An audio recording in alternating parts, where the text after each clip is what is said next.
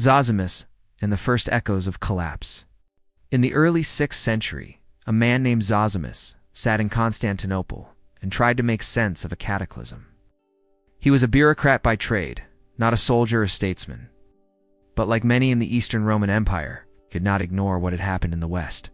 Rome, the eternal city, once the capital of the known world, had fallen. Western Europe had been carved into barbarian kingdoms. The proud Latin-speaking half of the empire had disintegrated into fragments, and Zosimus, deeply disturbed by this transformation, sought to explain it. His answer came in the form of Historia Nova, a new history of Rome. Far from the celebratory tone taken by many Roman chroniclers, Zosimus's work was somber, even bitter. He believed Rome had abandoned its values. He believed it had become weak, corrupted from within. And most of all, he believed its collapse had not begun in the 5th century, but centuries earlier.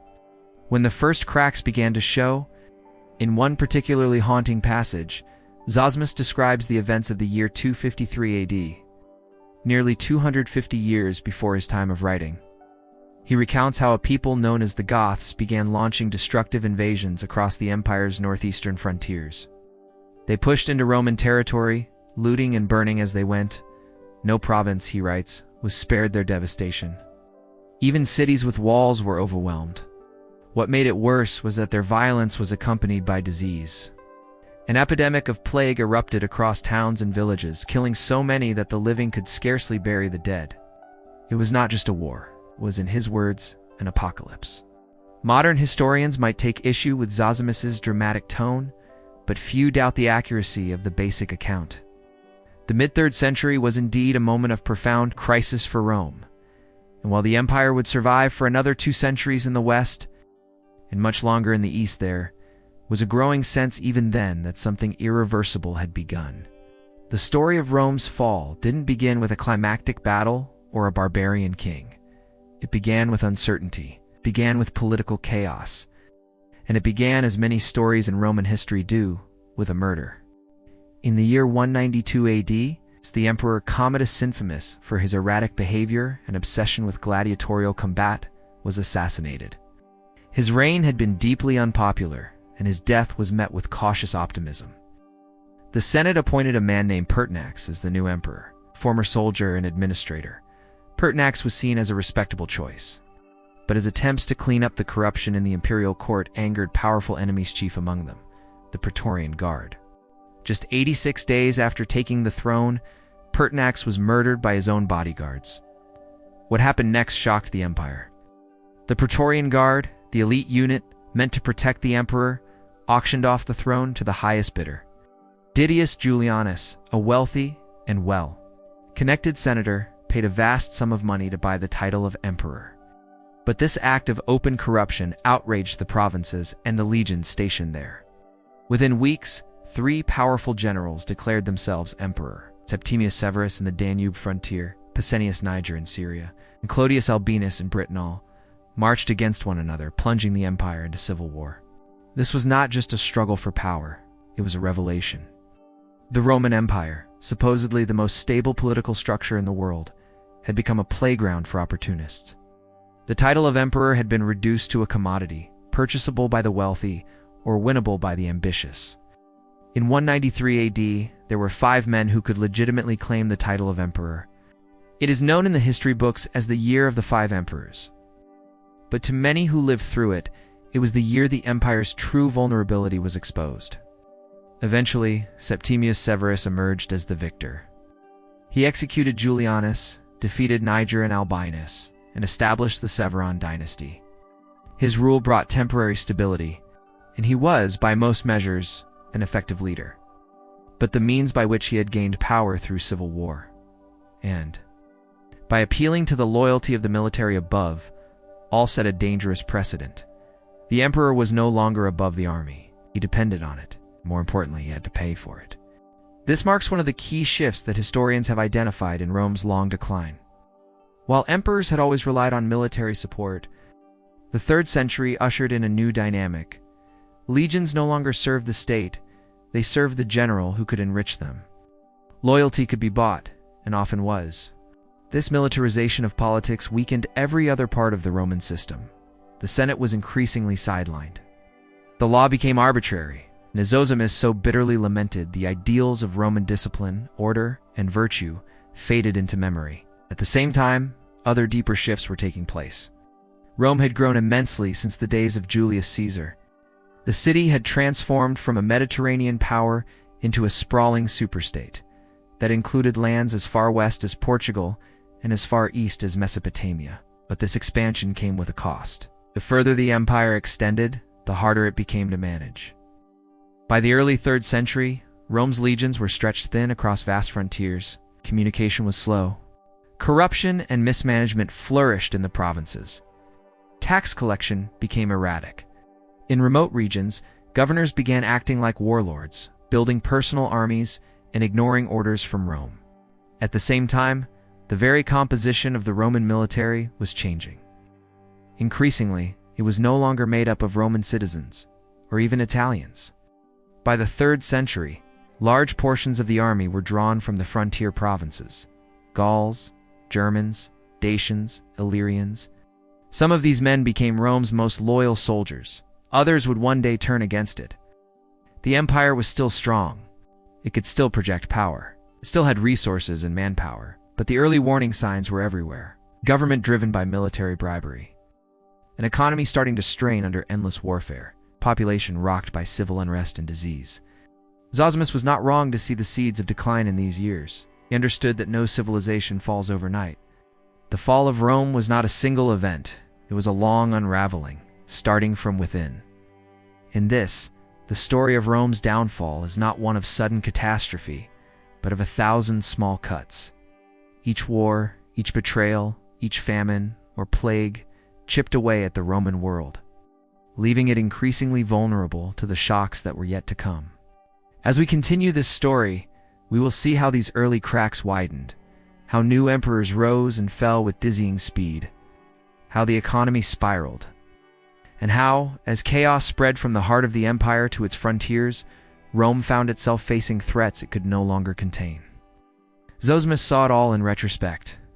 His writings carry the tone of a man trying to make sense of a world already lost. But through his eyes, we begin to understand that the fall of Rome did not start at the gates of the city, but within its own walls. The Severan dynasty and the seeds of decay in the aftermath of the chaos that gripped Rome in 193 AD. The empire found a brief and precarious sense of order under the rule of one man, Septimius Severus. He had risen not from the heart of Rome, but from Leptis Magna in North Africa, modern-day Libya. This was a sign of how much the empire had changed. No longer was Roman leadership confined to those born in Italy or among the Roman aristocracy. The provinces had grown in wealth, in importance, and now in political power. Severus's elevation marked a turning point. Rome's emperors were becoming less Roman, but Severus was no stranger to the Roman system. He was a seasoned military commander and a shrewd political operator. After defeating his rivals, he quickly set about securing his authority and stabilizing the empire. His rule, which lasted from 193 to 211 AD, was longer than many might have expected. And for a time, it appeared he had reversed the slide into anarchy. Appearances, however, can be deceiving. While Severus may have brought short-term peace, the long-term consequences of his reign were far more ambiguous. To hold the loyalty of the army, he dramatically increased soldiers' pay. He lavished gifts on the legions and expanded the power of the military within state affairs. This set a precedent that emperors after him would struggle to meet. The message was clear. Whoever wished to rule Rome would need the army's favor first and foremost, and the army could always be bought. In doing this, Severus permanently altered the balance of power in the Roman world. The Senate, once a body of immense prestige and influence, was reduced to a ceremonial institution. Political legitimacy no longer flowed from senatorial tradition or civic duty, it came from brute force. Severus also had personal ambitions that were dynastic. He wanted to establish a new imperial house, one that would endure for generations. When he died in 211 AD, he passed power jointly to his two sons, Caracalla and Geta. It was a decision that would prove disastrous. The two brothers despised each other. Barely 9 months after their father's death, Caracalla arranged for Geta's murder during a supposed reconciliation meeting. Geta died in their mother's arms, bleeding on the palace floor. In the days that followed, Caracalla ordered a purge. Tens of thousands of Geta supporters were executed. Rome descended into fear and suspicion once more. Caracalla ruled alone for 6 more years. He continued his father's policy of favoring the army and traveling with it constantly. In a remarkable gesture, he issued the Constitutio Antoniana in 212 AD, granting Roman citizenship to all free inhabitants of the empire. On the surface, this seemed like a grand, unifying act and extension of Roman identity to millions of provincials. But the motive was financial. By making more people citizens, Caracalla could legally tax them more heavily. It was a fiscal decision, not a philanthropic one. He died, unsurprisingly, by assassination, stabbed to death by one of his own soldiers during a campaign in the east. What followed was a grotesque farce. The new emperor Macrinus was a former Praetorian prefect, essentially the head of the imperial bodyguard. He had no noble blood, no military fame, and no real political base. His reign lasted barely a year. Into this vacuum stepped one of the most bizarre figures in Roman imperial history, Elagabalus, a teenage priest from Syria, backed by the powerful Severan women of the imperial household. Elagabalus, a devotee of a strange sun god from the east, shocked Roman elites with his flamboyant rituals, rumored debauchery, and disregard for Roman traditions. He was emperor in name, but to many, a blasphemer and a clown. After just 4 years, he was murdered by the Praetorians. His body was dragged through the streets and dumped into the Tiber.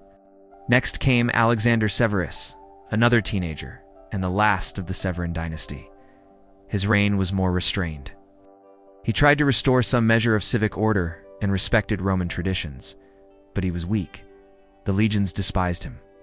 When Germanic tribes crossed the Rhine in the 230s AD, he attempted to bribe them rather than fight. The army, furious at what they saw as cowardice, mutinied and murdered him in 235 AD with Alexander's death. The Severan dynasty ended, and with it, the final thread of continuity in Roman leadership. From this point forward, the empire descended into an era of chaos historians call the crisis of the 3rd century. But even before that collapse, the Severan Age had revealed several ominous truths. First, that military power had replaced law as the foundation of authority. The army could make or break emperors with impunity. The Praetorian Guard, once protectors of the emperor, had become kingmakers and, often, executioners. Second, that Rome's elite culture and traditional institutions were weakening. The Senate had become irrelevant. The old civic ideals of Roman duty, public virtue, and restraint were increasingly drowned out by the noise of competing power factions. Third, that the empire had begun to overextend. The cost of maintaining distant frontiers was growing unsustainable. The economy, already under pressure from inflation, was being drained by constant bribery and military spending. Fourth, that identity itself was changing. The Roman Empire was no longer centered on Rome. It was no longer led by men of Roman birth. It had become a vast and diverse system, tied together not by culture or tradition, but by force and the promise of profit. All of these changes took root under the Barbarians. They didn't cause the fall of the Roman Empire by themselves, but they laid the foundation. They weakened the structures that had held the empire together for centuries. And when the storms came, plague, invasion, rebellion, there was little left to resist. Septimius Severus may have wanted to restore Rome to greatness. He may have even believed he had done so. But in elevating military loyalty above all else, he set Rome on a path that would lead, in just a few decades, to near total collapse. The seeds of Rome's ruin had been planted not by her enemies, but by her own leaders. The crisis of the 3rd century, a century of shadows. By the year 235 AD, the Roman Empire stood on a knife's edge. With the assassination of the young Alexander Severus, any illusion of imperial stability evaporated. The emperor had once been the symbol of order. Now, he was merely the latest target. His killer and successor was Maximinus Thrax, a brute of a man, born of peasant stock near the Danube. His rise to power was a dramatic departure from the aristocratic or provincial military elites of old. Here was a soldier emperor elevated not by the Senate but by the army alone. Maximinus never set foot in Rome during his reign. He had no need to. The empire's fate was now determined not in the marble halls of the capital, but on the frontier where the soldiers held sway. But Maximin's, like so many to follow, would not last. His rule sparked a fresh civil war. And in 238 AD, just 3 years later, he was dead, murdered by his own troops. What followed was one of the most chaotic periods in all of Roman history, the year of the six emperors.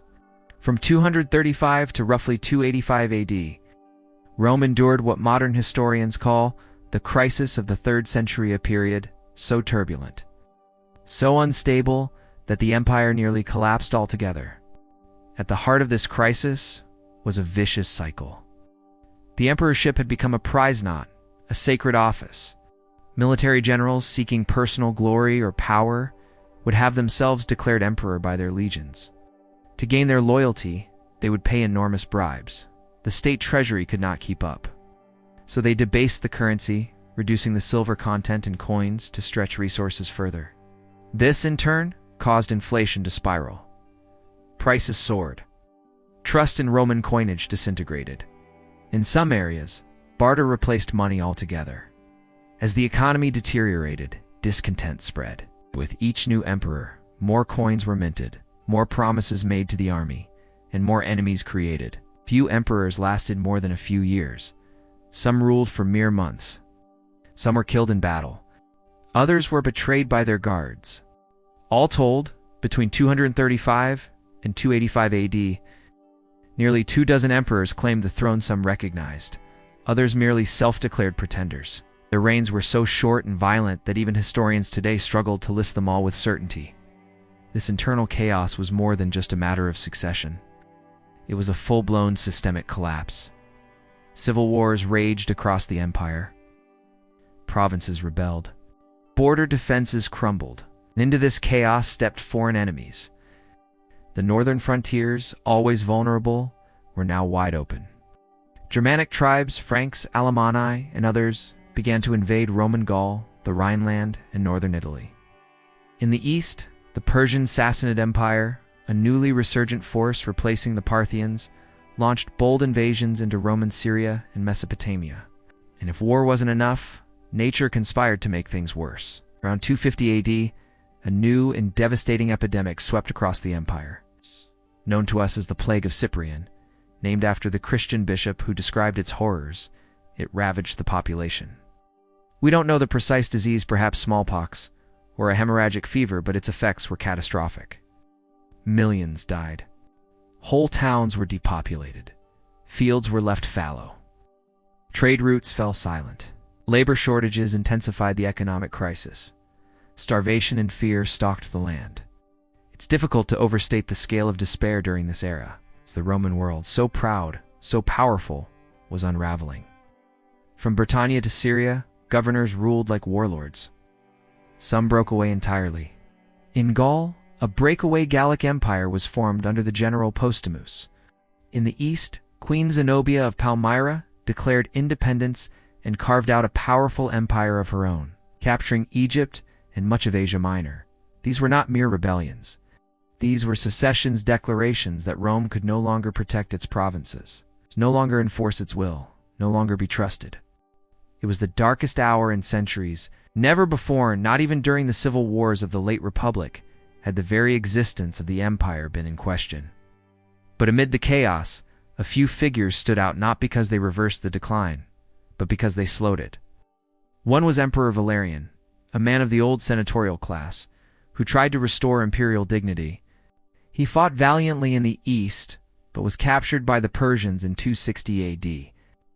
The first Roman emperor to suffer such a fate. He would die in captivity, a humiliation for Rome that echoed across the world. His son Gallienus took over in the west. He fought off Gothic invaders, managed internal uprisings, and even attempted military reforms. But he too was assassinated in 268 AD, a victim of his own commanders. Then came Aurelian, one of the few emperors of the 3rd century, to leave a legacy worth celebrating. In a reign of just 5 years, Aurelian reconquered the lost territories of the Gallic and Palmyrene empires, rebuilt parts of the army, and even constructed new walls around Rome to protect it from invasion. For his efforts, he was dubbed Restitutor, Orbista, Restorer of the World, but even he could not escape the pattern of the age. He was murdered in 275 AD by his own officers, just as he was planning a campaign against Persia. This was the madness of the crisis. Even success could be fatal. So what truly caused this meltdown? At its core, the crisis of the 3rd century was a convergence of failures. A political system that no longer functioned. A military culture driven by self-interest. A financial system in collapse due to relentless spending and debasement. An epidemic that shattered population centers. Constant compounding pressure from external enemies on every frontier. It wasn't just that the empire had problems. It was that it had no way to solve them. Roman law had become irrelevant. The Senate was silent. The emperors changed so quickly that no policy lasted. Every solution was temporary. Every reform disrupted by assassination or rebellion. The empire had grown too vast, too complex, and too dependent on systems that were now broken. And yet Tit did not fall. Rome endured, barely, but it did. In the late 270s, as the crisis reached its peak, new reforms were brewing. A new emperor would soon rise, a man with a vision for how to save the empire. It's not just through war, but through transformation. His name was Diocletian, and with him would begin the most dramatic overhaul in the history of Roman government. But before that transformation could take root, Rome would first have to confront the consequences of its 3rd century collapse. This had not been a mere period of instability. It had been a near-death experience. And the lessons of that dark century would shape everything that followed. The fiscal crisis and economic breakdown as the 3rd century unfolded. The Roman Empire faced not just military collapse and political chaos, but something even more insidious. An economic unraveling that reached into every village, market, and household across the empire. It is often said that empires fall because of enemies at the gates. But just as often, they decay from the inside through mismanagement, unsustainable growth, and short-sighted policy. Rome's fiscal crisis was exactly that, a self-inflicted disaster. To understand the economic breakdown of Rome in this period, one must begin with a basic truth. The Roman Empire was expensive, hugely expensive. At its height, the empire encompassed vast stretches of land from the Atlantic Ocean to the Euphrates River. From the Rhine and Danube in the north to the deserts of Africa in the south. Maintaining this empire meant paying for everything: roads, aqueducts, military outposts, governors, bureaucrats, bribes, and most importantly, the army. And that army was growing. By the 3rd century, Rome had hundreds of thousands of soldiers under arms. After the assassination of Alexander Severus in 235 AD, emperors increasingly relied on the legions to seize and maintain power. To win their loyalty, they offered bonuses, land grants, and donatives, massive cash payments to individual soldiers upon accession or victory. But where did this money come from? Taxation, primarily. But even taxation had its limits. As plague and war ravaged the population, fewer people were left to work the fields or trade in cities. Whole provinces were depopulated. The tax base shrank. To meet the costs, emperors began to debase the currency. In the early days of the empire, Roman silver coins like the denarius contained nearly pure silver, but by the middle of the 3rd century, the silver content had been drastically reduced. Coins were minted with copper or tin cores, then thinly coated in silver to give the illusion of value. People noticed. Merchants refused to accept imperial currency at face value. Prices skyrocketed as trust in the money disappeared. Inflation spiraled out of control. By the 270s AD, a loaf of bread might cost 10 times what it had just a generation earlier. In many places, coinage ceased to circulate altogether. Trade slowed. Barter returned. People traded grain, cloth, livestock, anything but imperial money. The Emperor Aurelian tried to address the issue with new coinage reform, but the damage was already done. Inflation had become part of daily life. The economy had turned unstable and unpredictable. People hoarded goods, fearing the next wave of price increases. Merchants manipulated shortages for gain. Corruption became rampant, but the crisis wasn't just about money. It was about productivity. With labor shortages caused by the Plague of Cyprian, whole farms went fallow. Craftsmen died. Blacksmiths, builders, and scribes disappeared. Roads fell into disrepair. Grain shipments faltered. Cities that once thrived began to shrink. There was no consistent government policy to reverse the trend. How could there be, when emperors changed every few years and entire regions declared independence? Provincial governors, desperate to maintain their own power, started minting coins locally, further fragmenting the economy. In the Gallic and Palmyrene breakaway empires, local rulers created their own financial systems. Rome was no longer economically unified. Worse still, the state's inability to provide stability bred lawlessness. With few soldiers available to patrol the countryside, banditry surged. Travel became dangerous. Merchants feared to transport goods. Local elites hired private militias to protect their estates, effectively creating private fiefdoms within the empire. This growing insecurity fed a vicious cycle. As the state weakened, people turned inward. Localism replaced imperial identity. Towns became isolated. Provincial economies decoupled from the broader Roman system. In Egypt, the price of papyrus soared. In Gaul, vineyards were abandoned. In North Africa, once a breadbasket for Rome, grain exports slowed as civil wars and Vandal invasions loomed.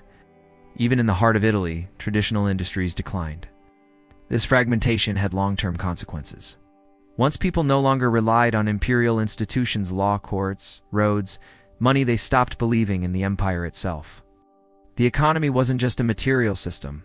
It was a web of trust, a shared belief that coins had value, that trade routes were safe, that taxes were bearable, and that rulers would deliver stability in return. By the mid-3rd century, that trust was broken. It's important to note that Roman understanding of economics was rudimentary. While they had advanced engineering, architecture, and governance systems, they lacked the conceptual tools to deal with inflation or currency debasement.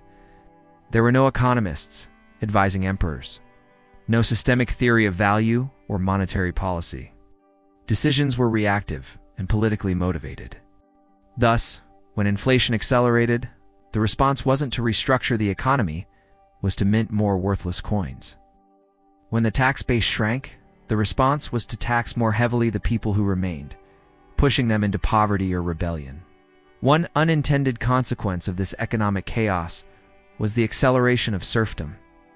As small landowners fell into debt and laborers fled the cities, large landholders offered them protection at a price. Farmers became bound to estates. Their labor, once free, became fixed to the land. Over time, this evolved into the feudal relationships that would define the Middle Ages. So while Rome did not yet collapse, its economic world was disintegrating. The unified, monetized, market-driven economy that had characterized the Pax Romana was gone. In its place was a patchwork of localized subsistence economies, interspersed with civil war, famine, and hoarded silver. And all of this occurred as external pressures continued to mount. The Sassanid Empire in the east grew bolder, launching repeated invasions into Syria and Mesopotamia. Germanic tribes along the Rhine and Danube became more aggressive. Their attacks weren't simply raids anymore, they were migrations. The beginnings of new nations forming within the crumbling shell of Rome. Amid all this, one might ask, how did the empire survive at all? The answer lies partly in geography, was vast enough that while one region collapsed, another could recover. Partly in the sheer adaptability of Roman institutions, and partly in the resilience of the population, who, in spite of everything, kept planting, building, and raising families. But survival was not recovery. By the end of the 3rd century, it was clear. The Roman Empire, as it had once existed, was gone. In its place was something more desperate, more fragmented, more militarized, and far less secure. It would take a radical new vision to restore any kind of stability. And in the year 284 AD, such a vision appeared in the form of a man named Diocletian. Diocletian's reforms, in the attempt to save the empire by the final quarter of the 3rd century AD. The Roman Empire had endured a near-death experience. After 50 years of civil wars, military coups, invasions, and economic collapse, the very survival of the empire was in question. But in 284 AD, out of the chaos emerged a leader of extraordinary resolve and vision. Diocletian. Unlike many emperors before him, Diocletian did not rise from noble Roman stock. He was a career soldier from the Balkan stuff, pragmatic, and above all, determined to restore order. He understood that Rome could not be saved by military might alone. The empire needed a structural overhaul, not a patch but a reinvention, and that is exactly what he set out to do. His first and perhaps most revolutionary reform was political. Diocletian recognized a basic truth. The Roman Empire was simply too vast for one man to govern effectively. Its frontiers stretched from the Atlantic to the Euphrates, from the highlands of Britain to the deserts of Egypt. No single emperor could respond to crises in all corners of the empire fast enough. To solve this, he created the tetrarchy rule by 4. Under this system, the empire would be governed by 2 senior emperors, called Augusti, and 2 junior emperors, called Caesars. The empire itself would be divided into eastern and western halves, with each Augustan-Caesarian pair governing one half. Diocletian took the east for himself and appointed his trusted colleague Maximian to rule the west. Later, 2 Caesars were appointed beneath them to ensure continuity. This system had many goals. It allowed quicker responses to military threats. It created smoother succession plans. It reduced the temptation for generals to rebel, at least in theory. Next came administrative reform. Diocletian reorganized the provinces, increasing their number while reducing their size. He grouped them into larger units called dioceses, from which we get the modern ecclesiastical term. Each governed by officials responsible for taxation, justice, and military affairs. The purpose was to decentralize authority and reduce corruption. The military, too, was overhauled. Diocletian separated civil and military command to prevent ambitious governors from building up personal armies. He expanded the frontier forces, limitanei, created mobile field armies comitatances to respond to threats quickly across the empire. But perhaps the most ambitious and controversial of Diocletian's reforms was economic. The fiscal crisis of the 3rd century had left the Roman economy in shambles. Inflation had eroded confidence in the currency. Trade had slowed. Tax evasion was rampant. Diocletian attempted to impose order. He reformed the imperial tax system, moving from unpredictable tribute payments toward a standardized system based on land and population. Every 5 years, a census was taken to assess the taxable wealth of each province. Tax burdens were distributed more systematically, though not always more fairly. In 301 AD, Diocletian issued the Edict on Maximum Prices, a sweeping law that attempted to fix prices and wages across the empire. The goal was to curb inflation and restore economic stability. But the results were mixed. Price controls often failed. Goods disappeared from markets. Black markets thrived. Merchants hoarded supplies. The government responded with harsh penalties, sometimes even execution for violators. Yet enforcement was inconsistent and often brutal. Diocletian also attempted a coinage reform, introducing new, more stable coins with higher silver content. But again, without full confidence in the monetary system, the results were limited. The deeper problems of economic inequality, labor shortages, and rural decline remained unsolved. And then there was the matter of religion. Though Diocletian's early reign had been marked by tolerance, in 303 AD he initiated what would become the Great Persecution. It's the most intense and systematic effort by the Roman state to suppress Christianity. Christianity had been growing rapidly throughout the 3rd century, offering hope and solidarity to the poor, the enslaved, and the marginalized during times of chaos. Diocletian, a traditionalist at heart, saw it as a threat to Roman unity. The Christians refused to worship the imperial cult. They formed their own communities. They were outside the system. Persecution involved the destruction of churches, the burning of scriptures, the imprisonment and execution of bishops and lay people alike. But far from eradicating Christianity, it galvanized it. Stories of martyrdom spread. Faith deepened. And within a decade, the persecuted religion would become a central force in imperial politics. Despite this controversial campaign, Diocletian's rule brought something the empire had not seen in generations: stability. For 20 years he ruled without being overthrown, assassinated, or challenged by a rival general. He avoided the fate of nearly every emperor before him during the 3rd century. Then, in a move that stunned the Roman world, Diocletian voluntarily abdicated in 305 AD.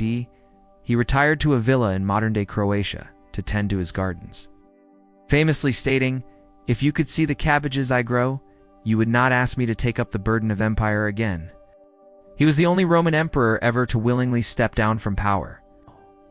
But his retirement did not bring the smooth transition he had envisioned. The tetrarchy quickly began to unravel.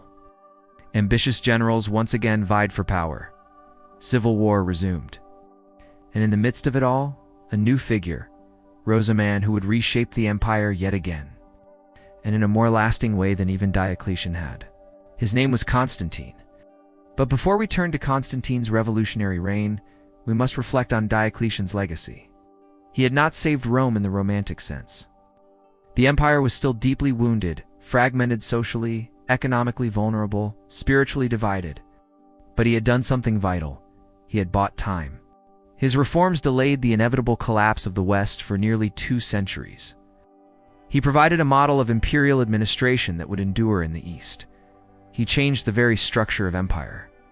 From a city-based dominion centered in Rome to a regional bureaucracy headquartered in new capitals across the provinces. And even though he had persecuted the Christians, he had inadvertently prepared the state for its Christian future. Diocletian's reign was one of discipline, order, and control. It was not merciful, and it was not gentle. But in a time of chaos, it brought the closest thing to peace that Rome had known in over a generation. The Roman Empire, though transformed, had survived. And its next transformation would come not by force, but by faith. Constantine the Great and the Christian Revolution, the death of Diocletian in 305. Did not usher in the era of smooth governance he had hoped for. Instead, his carefully constructed tetrarchy rapidly collapsed under the weight of personal ambition and dynastic claims. The empire was once again thrown into civil war. Out of this renewed chaos, a single figure emerged, a man who would not only reunite the empire under one crown, but would permanently alter the spiritual and political foundations of the Roman world. That man was Constantine, later known as Constantine the Great.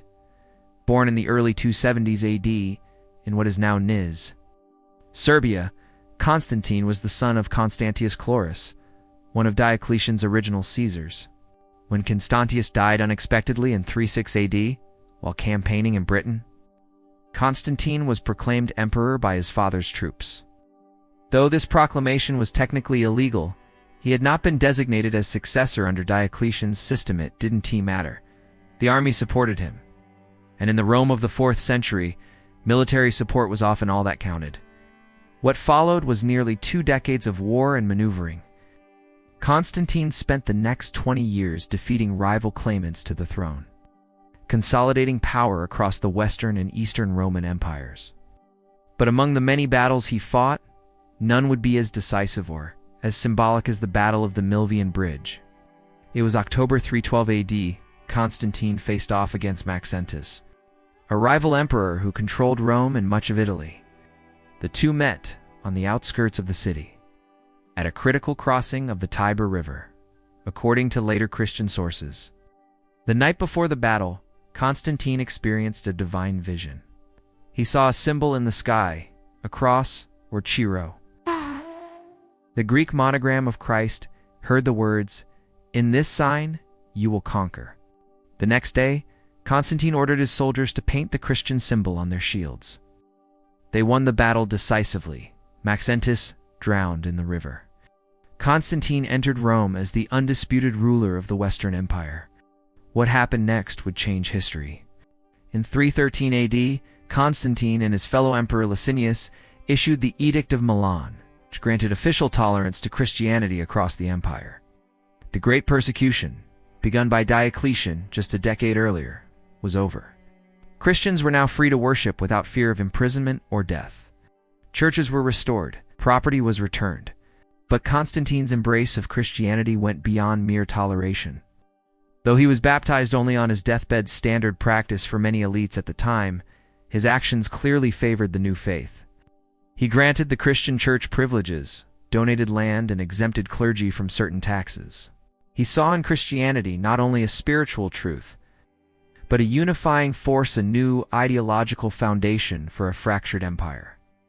Constantine's reign marks a turning point in the history of the Western world, the moment when Christianity shifted from a persecuted cult to the state-supported religion of an imperial civilization. But religion was not his only legacy. Constantine was a reformer in the Diocletianic mold, but with his own vision. Recognizing the strategic and administrative difficulties of ruling from old Rome, founded a new capital in the east, the city of Constantinople, formerly Byzantium. Situated on the Bosphorus Strait, Constantinople was ideally located. It sat at the crossroads of Europe and Asia, within reach of the Danube and the eastern frontiers. It could control trade routes and defend against invasions more effectively than Rome. In 330 AD, Constantine formally inaugurated the city as Nova Roma, or New Rome, though it would bear his name for centuries to come. Constantinople became not just a political capital, but a symbol of a new imperial identity. It was a Christian city, a Greek-speaking city, and a city that would remain the heart of the Eastern Roman or Byzantine Empire for over 1,000 years. Under Constantine, imperial governance also took on a more autocratic and ceremonial character. He centralized power, further distanced the emperor from the Senate, and introduced elaborate court rituals influenced by Persian traditions. The emperor was now less a civic leader and more a divine monarch, God's chosen ruler on earth. This evolution mirrored the changes in religion, just as Christianity became more hierarchical, more organized, and more orthodox. So too did the imperial court. Both church and state grew increasingly intertwined. In 325 AD, Constantine convened the First Council of Nicaea, a gathering of bishops from across the empire. Its purpose was to resolve internal disputes within Christianity, especially the growing controversy over Arianism, which denied the full divinity of Christ. The council produced the Nicene Creed, a statement of orthodox belief that remains foundational to Christian doctrine today. The fact that an emperor, not a bishop, had called and presided over this council was unprecedented. It signaled a new age. The emperor as patron and protector of the Christian church? This set a pattern that would continue in the Byzantine East and, in different form, in the Latin West. Constantine's religious policies transformed the cultural identity of the empire. Pagan temples were not yet outlawed, but many were closed or defunded. Imperial sponsorship flowed to Christian institutions. Bishops became regional power brokers. Christian rhetoricians, countercultural, now infused imperial propaganda. It was not just that the emperor was Christian, it was that the very meaning of Roman was changing. Citizenship, once defined by law and participation in imperial institutions, now carried religious connotations. To be Roman was increasingly to be Christian. Constantine died in 337 AD, having ruled for over 3 decades, one of the longest reigns since Augustus. His sons inherited the empire, and the Christianization he had begun continued and deepened. There is debate among historians about Constantine's personal convictions. Was he a true believer, or a pragmatist who saw Christianity as a tool of empire? Perhaps he was both. But what cannot be denied is the seismic impact of his reign. He ended the era of persecution and initiated the Christian transformation of Rome. He built a new capital that would outlast the Western Empire itself. He laid the foundation for a fusion of church and state that would shape European civilization for a millennium. And most of all, he redefined what it meant to be Roman. Rome had once conquered the world by sword and road. Now it would seek to shape the world through scripture and faith. The empire, once a dominion of many gods, now marched beneath the banner of one. The division of the empire and the road to ruin after Constantine's death in 337 AD, the Roman Empire entered a new and delicate phase. His 3 sons, Constantine II, Constans and Constantius, II divided the empire among themselves. What had once been a strategy of administrative convenience was becoming a permanent geopolitical reality. This division was not new. Diocletian had experimented with a multi-emperor system through the Tetrarchy. Constantine had briefly unified the empire, but he too recognized the necessity of regional governance in such a vast realm. The difference now was that these divisions were increasingly dynastic, not strategic. They bred rivalry and civil war. Within a decade of Constantine's death, his sons had turned against each other. Constantine II was killed in battle against his brother Constans. Later, Constans was overthrown and executed by a usurper. Eventually, Constantius II ruled alone, but the path to sole power was drenched in Roman blood. This pattern would repeat itself throughout the 4th century. Every generation of emperors faced the same dilemma: how to govern a massive empire without inviting civil war. The empire's deepening east-west division became cultural as well as political. In the east, Greek was the dominant language, and administrative culture drew heavily from Hellenistic traditions. In the west, Latin remained the language of law and governance, but the infrastructure was decaying. While Constantinople grew in prestige, Rome and other Western cities began to stagnate. The spiritual divide mirrored this geographic one. The church in the east grew closer to the emperor and state structures. In the west, bishops, particularly the Bishop of Rome, began to assert more independent authority, often filling the power vacuum left by failing civil institutions. The reign of Theodosius I, from 379 to 395 AD, was the last time the empire was truly ruled by a single emperor. A devout Christian, Theodosius went further than Constantine. He banned pagan worship, closed temples, and made Nicene Christianity the official religion of the state. Ow. This was the final death knell of traditional Roman polytheism. The sacred fire of Vesta was extinguished. The Vestal Virgins disbanded. Statues of Jupiter and Mars fell into disuse or were defaced by Christian zealots. Roman temples became churches. Sacred groves were cut down. Rituals performed for centuries vanished in a generation. Some pagans, like the philosopher Julian the Apostate, who briefly ruled as emperor from 361 to 363, attempted to revive the old religion. But Julian died young, and his reforms died with him. Christianity was now fully woven into the empire's political and cultural fabric. Yet despite this spiritual unity, the political fragmentation deepened. When Theodosius died in 395, he bequeathed the empire to his 2 sons, Honorius in the west and Arcadius in the east. This marked the beginning of the permanent division between the Western Roman Empire and the Eastern Roman Empire, what we now call the Byzantine Empire. Each half had its own court, army, bureaucracy, and identity.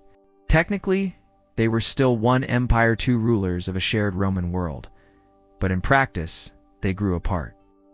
And as they did, the West fell into accelerated decline. The Western Empire faced insurmountable challenges. The Rhine and Danube frontiers were under relentless pressure from Germanic tribes, the Visigoths, Vandals, Swabi, Franks, and others. These were not mere raiders. They were entire migrating peoples, pushed westward by the terrifying advance of a new force from the steppes, the Huns. In 376 AD, a massive wave of Gothic refugees crossed the Danube into Roman territory, fleeing the Huns. The Romans, unable to manage the influx, mistreated the newcomers, extorted them, and failed to integrate them. The result was revolt. 2 years later, the Eastern Roman army met the Goths at the Battle of Adrianople. The Roman Emperor Valens was killed in battle, his body never found. It was a staggering defeat, perhaps the worst since Cannae, centuries earlier. More than 2/3 of the Roman force was annihilated. Adrianople shattered the illusion of invincibility. It revealed that the empire could no longer defend itself with the same confidence. The Goths, once barbarian outsiders, were now a semi-permanent presence within the empire. Rather than expel them, the Romans began to negotiate with these groups, granting them land in exchange for military service. This was a desperate attempt to maintain some semblance of order. But it also signaled a shift in sovereignty. Rome was sharing power with those it once called enemies. As the Eastern Empire stabilized under stronger emperors and a more defensible geography, the West faltered. Oh. The city of Rome, once the center of the known world, was increasingly irrelevant to the machinery of empire. The Western imperial court had relocated first to Milan, then to Ravenna, a city easier to defend. Rome became a symbol, not a seat of power, yet it remained vulnerable. In 410 AD, the Visigoths, led by Alaric, sacked Rome. It was the first time in 800 years that the Eternal City had been captured by a foreign enemy. Though not a complete destruction, the sack of Rome shocked the Mediterranean world. Saints and senators alike saw it as a sign of divine judgment. Saint Jerome, writing from Bethlehem, captured the despair. The city which had taken the whole world was itself taken. In the years that followed, the Vandals crossed from Gaul into Spain and then into North Africa. The Suebi carved out their own kingdom in Hispania. Roman Britain was abandoned as the legions were pulled away to defend the continent. The Franks and Burgundians began asserting dominance in Gaul. Rome could no longer defend its frontiers. The Western emperors, increasingly powerless, relied on barbarian generals like Stilicho and Ricimer to manage the army. These men were often the real power behind the throne. Emperors were figureheads, elevated, manipulated, and discarded as needed. By the mid-5th century, the Western Empire was little more than a patchwork of warlord territories under the nominal authority of an emperor who had no real army, no secure borders, and no effective government. The Eastern Empire, the Byzantine Empire, watched with growing detachment. It had its own problems, but was in no hurry to rescue the West. At times, it even encouraged barbarian invasions of the Western provinces to relieve pressure on its own frontiers. What had once been one empire was now two civilizations. In the East, Constantinople thrived. It had strong walls, stable leadership, and a robust economy. Its emperors styled themselves as defenders of the Orthodox Christian faith. The Eastern court had absorbed the legacy of Rome and transformed it into something new: Byzantine, Greek-speaking, and imperial. In the West, the empire was bleeding out, and the worst was yet to come. The final collapse of the Western Roman Empire, by the middle of the 5th century, the Western Roman Empire was not dying. It was already, in many respects, dead. What remained was a ghost of imperial Rome, fractured, impoverished, militarily weak, and politically dependent on those it once called barbarians. The final act of the Western Empire's long tragedy unfolded in fits and starts. It was not a single cataclysm, but a slow and grinding disintegration. In 455 AD, the Vandals, a Germanic tribe that had conquered Roman North Africa, sailed across the Mediterranean and sacked Rome. This was the second sack in less than 50 years. And this time, it came from across the sea, not overland. The Vandals looted the city for 2 full weeks. They carried off immense wealth and thousands of captives, including the empress and her daughters. It was a humiliation not only for the city, but for the concept of Roman power itself. The empire could no longer defend its heartland, could not even negotiate its own survival. After the sack, political instability worsened. Emperors came and went with dizzying speed. Some reigned for mere months, placed on the throne by puppet masters like the barbarian general Ricimer, who acted as kingmaker from behind the scenes. He was half Sueve, half Roman, and entirely uninterested in imperial prestige. For him, emperors were tools, interchangeable, disposable. Meanwhile, more of the Western Empire was falling to invading or settling tribes. In Gaul, the Franks under their warrior king Clovis would soon establish the Merovingian dynasty and a lasting Frankish kingdom. In Spain, the Visigoths, who had once sacked Rome, now ruled vast stretches of the Iberian Peninsula. In Italy, the Ostrogoths were preparing to do the same. The Roman army itself had become a patchwork of barbarian auxiliaries. Many legions no longer spoke Latin, and their loyalty lay with local commanders, not with the emperor, in Ravenna. There was no unified military force to resist the tide. Then came the final blow. In 476 AD, a minor but symbolic event marked the official end of the Western Roman Empire. A Germanic warlord named Odoacer, commander of a barbarian contingent in the Roman army, deposed the teenage emperor Romulus, a Gustulasa boy placed on the throne as a figurehead. Odoacer did not kill the boy. Instead, he pensioned him off and sent the imperial regalia to Constantinople, symbolically acknowledging the Eastern Emperor Zeno as the sole ruler of a united empire. But in practice, the West was no longer ruled from the East, nor was it an empire in any meaningful sense.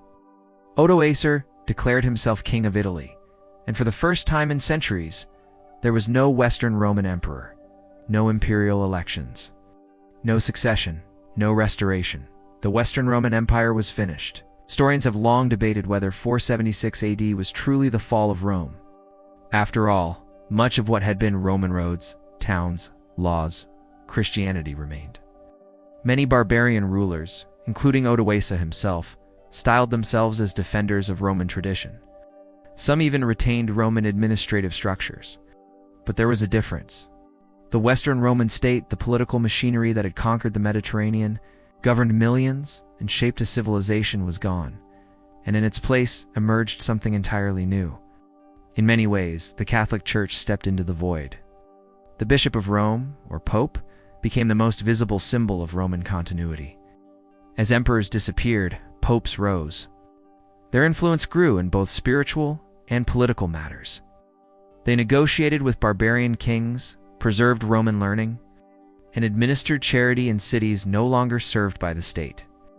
The papacy would become the institutional bridge between the fallen Roman Empire and the emerging kingdoms of medieval Europe. Meanwhile, barbarian kings began to forge new identities. Some converted to Catholic Christianity, like Clovis of the Franks, and aligned themselves with Roman religious tradition. Others, like the Arian Christian Visigoths and Vandals, clashed with the Church and created rival systems.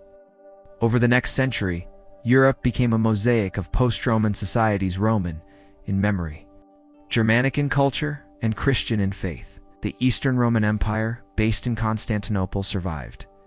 It even flourished under strong rulers like Justinian, who in the 6th century would briefly reconquer parts of Italy, North Africa, and Spain. But these efforts were short-lived. The Eastern Empire, though it called itself Roman, had become something else: Byzantine, Greek-speaking, Orthodox Christian, and increasingly distant from its Latin roots. The world that Rome had built was gone. Its cities had shrunk. Trade routes had collapsed. Literacy declined. Many public buildings fell into ruin. In Britain, the Roman departure left a vacuum that led to the rise of petty kingdoms and the arrival of new invaders, the Angles and Saxons. By the 7th century, much of Western Europe had become rural, localized, and cut off from the broader Mediterranean economy. This was the beginning of what would later be called the Dark Ages, a term modern scholars approach with caution, but which nonetheless captures the dramatic transformation of Western life. Yet despite the fall, Rome's legacy endured. In language, Latin lived on in the Romance tongues: Italian, French, Spanish, Portuguese, and Romanian. In law, Roman legal principles became the foundation of many modern legal systems. In religion, Christianity, adopted under Constantine, became the defining spiritual tradition of Europe. In architecture and engineering, aqueducts, roads, domes, and arches inspired centuries of imitation. In memory, kings, popes, and emperors alike would claim to be heirs of Rome for centuries. Even in the East, the idea of the Roman Empire remained alive until 1453. When Constantinople finally fell to the Ottomans, almost 1,000 years after Rome fell in the West. In fact, some Islamic rulers, and later even the Ottoman sultans, styled themselves as successors to Roman power. The idea of Roman Empire that had once conquered the known world never truly died. But in 476 AD, the political and institutional structure of that empire in the West ceased to exist. Rome, once the heart of a global empire, had fallen. Its end was not a collapse, but a transformation. And from its ashes, the foundations of the modern world would begin to rise. Legacy and echoes. How Rome shaped the world after its fall. The fall of the Western Roman Empire in 476 AD marked the end of a political era, but not the end of Rome. In truth, Rome never really disappeared, evolved, fragmented, and transformed. Its legacy survived in ways both obvious and subtle, stretching across continents and centuries, shaping the very fabric of Western civilization. In many ways, Rome did not fall. It permeated the Roman Church, empire of the mind. Perhaps the most enduring institution to carry Rome's torch was the Catholic Church. As the Western Empire collapsed, the Church remained, often the only structured, literate, and administrative force in former imperial territories. The Bishop of Rome, once a relatively minor religious figure, rose in stature. By the 6th century, he was widely seen as the moral and spiritual leader of Christendom. As barbarian kings converted to Christianity, the Pope became not just a religious figure, but a political one, an advisor, an emissary, even a kingmaker. The Church preserved Latin as its sacred language, maintained Roman law in its ecclesiastical courts. It kept alive literacy, scriptoria, libraries, and the knowledge of antiquity in monasteries across Europe. In time, the papacy would claim the authority once held by Roman emperors, calling itself a spiritual heir of empire. The title Pontifex Maximus, once worn by Augustus, became one of the many inherited by the Pope. Where the empire had ruled by sword and census, the Church ruled by gospel and doctrine. Law, language, and learning Roman law did not disappear in 476. It went underground, waiting for revival. In the 6th century, the Eastern Emperor Justinian, the first codified Roman legal traditions into the corpus.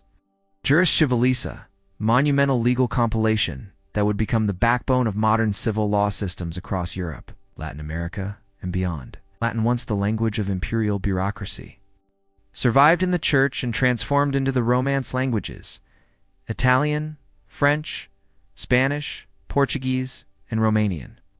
Even in English, a Germanic language, more than half its vocabulary is Latinate in origin. Roman literature, philosophy, rhetoric, and science filtered through medieval scholars into the universities of the Middle Ages. Cicero's rhetoric, Virgil's poetry, and Seneca's Stoicism shaped generations of intellectuals. The city of Rome itself, though stripped of its political might, remained a sacred site both to pilgrims and to the growing myth of a Christian civilization rooted in Roman authority. Successor states in imperial memory, the idea of empire lingered. In 800 AD, centuries after the fall of the Western Empire, Charlemagne, king of the Franks, was crowned Imperator Romanor, a member of the Romans, by the Pope in Rome. This event signaled the birth of the Holy Roman Empire, a political entity that would last for 1,000 years, though it was often fragmented and symbolic. Charlemagne styled himself as a new Caesar. His empire was Christian, Germanic, and European, but its legitimacy rested on Roman memory. The Holy Roman Emperors, from Charlemagne to Frederick Barbarossa to Charles V, called themselves successors of Augustus. They minted coins with Latin inscriptions. They passed decrees in imitation of Roman law. Meanwhile, in the East, the Byzantine Empire, which never stopped calling itself Roman, persisted until 1453. Though it became Greek in language and Orthodox in religion, Byzantium kept alive Roman administrative structures, military traditions, and imperial ideology for nearly 1,000 years after the West had fallen. Even the Ottoman Empire, after conquering Constantinople, claimed the Roman legacy. The sultans called themselves Kaiser-i-Ram Caesar of Rome. To them, the sword of empire had passed not to Europe, but to Islam. Architecture and engineering, Roman architectural genius never vanished. Its echoes are everywhere, in domes and arches, in aqueducts and amphitheaters, in city planning and basilicas.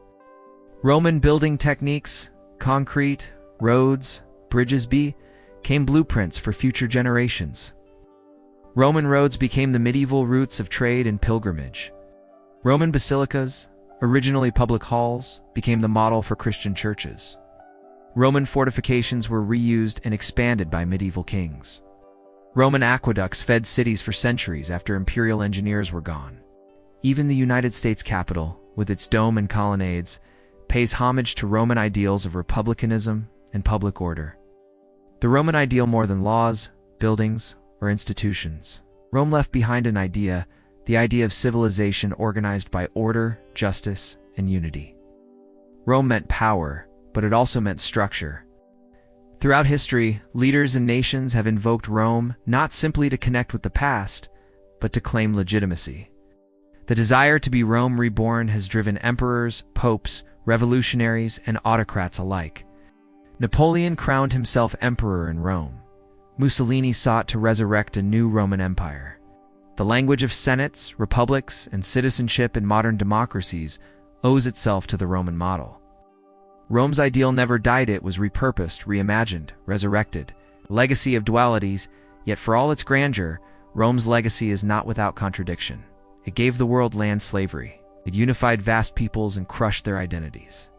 It promoted engineering brilliance and brutal spectacle. produced saints and martyrs and tyrants and sadists.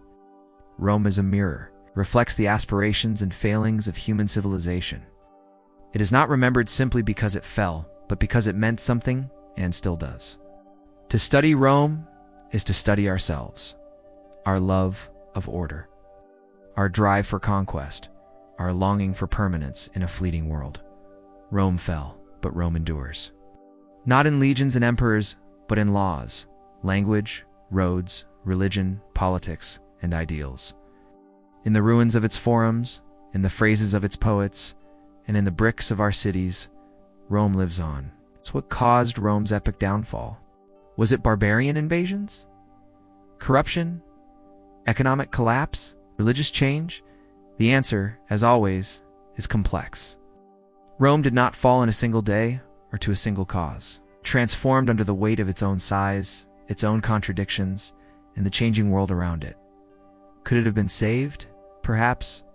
But perhaps the greater story is not how Rome fell, but how, through its fall, it gave birth to a new world. A world still haunted and inspired by the idea of Rome.